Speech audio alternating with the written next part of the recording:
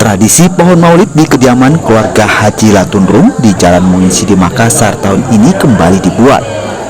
Tradisi yang sudah digelar selama puluhan tahun ini tetap meriah dengan berbagai hiasan di pohon maulid. Untuk tahun ini ada 4 pohon maulid yang dibuat menggunakan batang pisang setinggi 5 meter. Pohon maulid ini pun dihiasi dengan bunga kertas atau bunga male dengan telur berwarna-warni sebagai buahnya. Sebagai pelengkap, buah pisang dan nasi dari ketan atau songkolo yang dibungkus daun pisang akan diletakkan di bagian bawah. Semua dilakukan sebagai rasa syukur dan kecintaan kepada utusan Tuhan dalam kepercayaan Islam ini.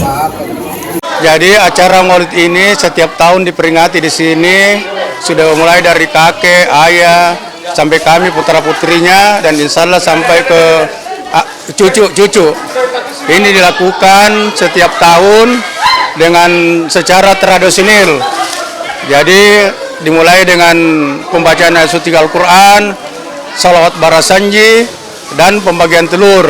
Karena di sini berkumpul keluarga, kerabat, dan menganggap pembagian telur adalah telur berkah Maulid Sallallahu Alaihi Wasallam.